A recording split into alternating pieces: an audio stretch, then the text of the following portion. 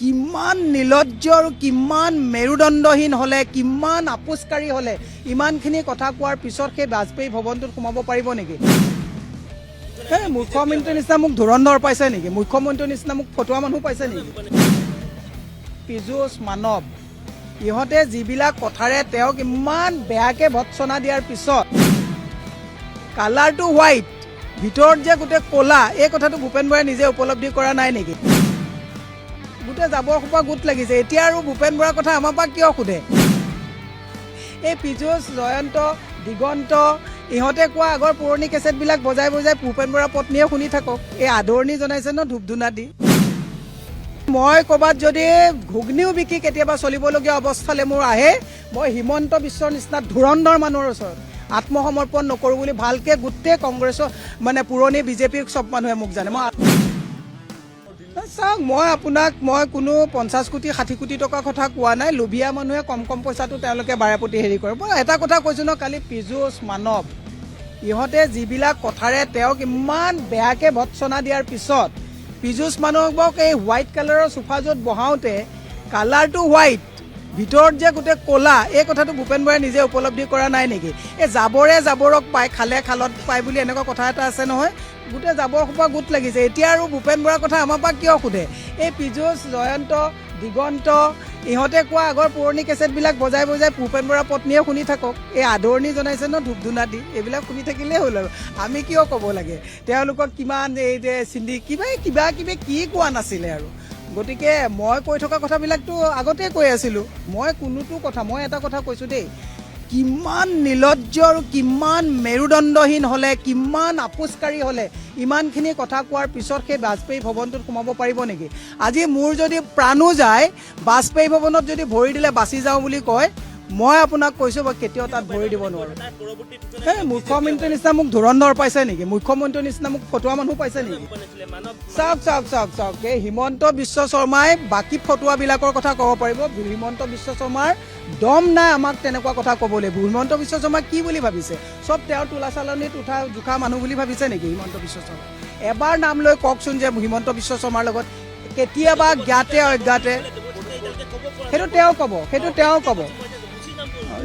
তেওঁ ক'ব কিন্তু হিমন্ত বিশ্ব শৰ্মাই ভালকৈ জানে যে মই ক'ৰবাত যদি ঘুগনিও বিকি কেতিয়াবা চলিবলগীয়া অৱস্থালৈ মোৰ আহে মই হিমন্ত বিশ্বৰ নিচিনা ধুৰন্ধৰ মানুহৰ ওচৰত আত্মসমৰ্পণ নকৰোঁ বুলি ভালকৈ গোটেই কংগ্ৰেছৰ মানে পুৰণি বিজেপিৰ চব মানুহে মোক জানে। মই আত্মসমৰ্পণকাৰী।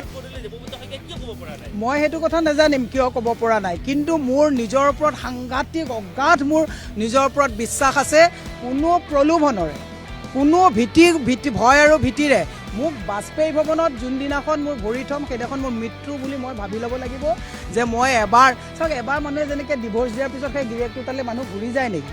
সেইজনী মানুহ যদি ঘূৰি যায় সেইজনী তাতকৈ আৰু নিলজ্জ আৰু বদমাছ মহিলা কোনোবা থাকিব নেকি?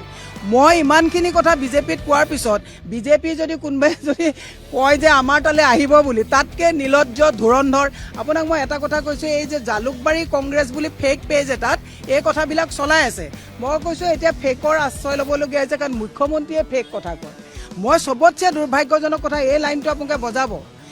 এনেকুৱা মোৰ চবতছে অসমৰ মানুহলৈ দুখ লাগে, এনেকুৱা ধুৰন্ধৰ মানুহ বিধানসভাত বহিছে যি আইন বনায় বিধান বনায় আৰু দৈনিক 24 ঘণ্টাত বিধি 10 বাৰকৈ তেওঁলোকে উলংঘা কৰে। এনেকুৱা ধুৰন্ধৰৰ ওচৰত ভৱিষ্যত মোৰ ভয় লাগে যে মোৰ ছোৱালীজনীৰ লগৰ ল'ৰা ছোৱালীবিলাক যুৱ প্ৰজন্মবিলাকে এই আইন বনোৱা বিধান ভংগ কৰা এই ধুৰন্ধৰবিলাকৰ ওচৰত অসমৰ বাঘজৰি তেওঁলোকে তাত দি দিছে। তাতকৈ দুৰ্ভাগ্যজনক কথা একো নাই। গতিকে অসমৰ ৰাইজে সিদ্ধান্ত ল'ব যে ভাল মানুহৰ দি পেলাই তেওঁলোকে এখন গণতান্ত্ৰিক চৰকাৰ কৰিবনে নে এই চিণ্ডিকেট চলোৱা চৰ্দাৰ ধুৰন্ধৰবিলাকক দি বিধানসভাত বিধি বনাব দিব, এই সিদ্ধান্ত অসমৰ ৰাইজে ল'ব।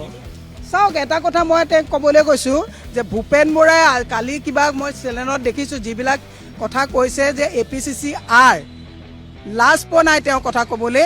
তেওঁ যে ইমান দি দিয়ে APCC যে তেওঁ যে হিমন্ত বিশ্ব শৰ্মা হৈ আছিলে APCC HBS হৈ আছিলে, তেওঁ লাজ পোৱা নাই কথা ক'বলৈ। ভূপেন বৰাই কাক কথা ক'বলৈ আহিছে?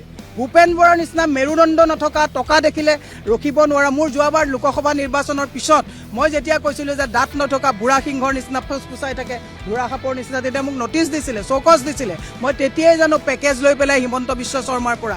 তেওঁ মোক নিজেই কৈছিলে এখন থাৰত মানৱ ডেকাই তেওঁ কোনখন থাৰত কেতিয়া ক'ত পইচা দিছিলে, ৰাতি থাৰত ক'ত পইচা থৈ দিছিলে মই ক'ম নেকি? অসমৰ ৰাইজে ভালকৈ জানে মই ভূপেন বৰাৰ দৰে চলাহী মানুহ নহয়। তেওঁ কৈছে যে গৌৰৱ গগৈ ঘনিষ্ঠ হ'বৰ কাৰণে এতিয়া বহুত ভূপেন বৰাক গালি পাৰিব। মই কোনো মানুহৰ ঘনিষ্ঠ নহয়, মই শ্বেয়াৰখনক ৰেচপেক্ট কৰোঁ, শ্বেয়াৰৰ ঘনিষ্ঠ। সৌজন্যতাৰ খাতিৰত মই কৈছোঁ, শুনক নহয়, মই সৌজন্যতাৰ খাতিৰত দায়িত্ব এইটো থাকে আমাৰ। সেইদিনাখন মই সৌজন্যতাৰ খাতিৰত গৈছোঁ তেখেতৰ তাত, এইটো আমাৰ নৈতিক দায়িত্বৰ ভিতৰত পৰে। কিন্তু ভূপেন বৰা আজি এবছৰ আগতেই কংগ্ৰেছৰ পৰা গৈছে, এই কথাটো আপোনালোকক মই মানে প্ৰকাৰণতে মই ফেচবুকত আজি এবছৰৰ পৰা লিখি আছোঁ যে ভূপেন বৰা আমাৰ পৰা এবছৰ আগতেই গ'ল। মই এই কথাটো আপোনাক আগতেই কৈ আছোঁ যে মই গুৱাহাটীত যেতিয়া নিৰ্বাচন খেলিছিলোঁ এজনো লিডাৰ কিয় আহিব নিদিলে? ভূপেন বৰাই মোক নিজেই কৈছিলে যে বাইদেউ ডাঙৰ লিডাৰ আহিলে খৰচ হ'ব, আপুনি নিজে কাফি অকলে অকলে নিৰ্বাচন খেলক। সেইজন ধুৰন্ধৰ মানুহ, যিজন মানুহে আজি মোৰ নিচিনা মানুহ এগৰাকী যদি আজি গুৱাহাটী লোকসভাত মই জয়ী হৈ আহিলোহেঁতেন, মোক একদম তেওঁ অকলশৰীয়াভাৱে এৰি দিলে। সেই কথাবিলাক কওঁতে তেওঁ মোক চকচ দিছিলে। নাই 5 মিনিট 10 মিনিট ক'ৰবাত তেওঁ ঘৰৰ পৰা মোৰ ঘৰৰ পৰা তেওঁৰ ঘৰলৈ মোৰ ছাদত উঠিলে তেওঁ ছাদ দেখি থাকে। এদিনলৈকে মোৰ ঘৰত চোতালত নাহা অৰ্থটো কি? হাই পেকেজ হিমন্তই দিছে, কাক কথা ক'বলৈ আহিছে? গতিকে ভূপেন বৰা ডাঙৰীয়াই এতিয়া যিমানেই ইণ্টাৰভিউ নিদিয়ক কিয়, এসপ্তাহ ইণ্টাৰভিউ চলিব। তাৰপিছত এই ৰাণা গোস্বামী, ৰূপজ্যোতি কুৰ্মী, সুশান্ত বৰগোহাঁই এইবিলাকৰ লগত এতিয়াতো ভূপেনেশ্বৰ কলিতা ডাঙৰীয়া ইতিহাস হ'ল। এই তেওঁ বেক বেঞ্চত বহি থাকিব লাগিব। কাম এতিয়া হিমন্ত বিশ্ব শৰ্মাৰ হাতত, অলপ ঢিলাই দিব, কটকটকৈ যাব, আকৌ টানি লৈ গুচি আহিব। এইটো কথা মনত ৰাখিব। এইখন চাইনবোৰ্ড কাইলৈ আমি আঁতৰাই দিম। এইখন আজি এতিয়া দৌৰা দৌৰি সময়ৰ কাৰণে একচুৱেলি আমি গুৰুত্বই নিদিলোঁ। একচুৱেলি ভূপেন বৰা গুৰুত্ব মই কিন্তু এবছৰ আগৰ পৰাই দিয়া নাই।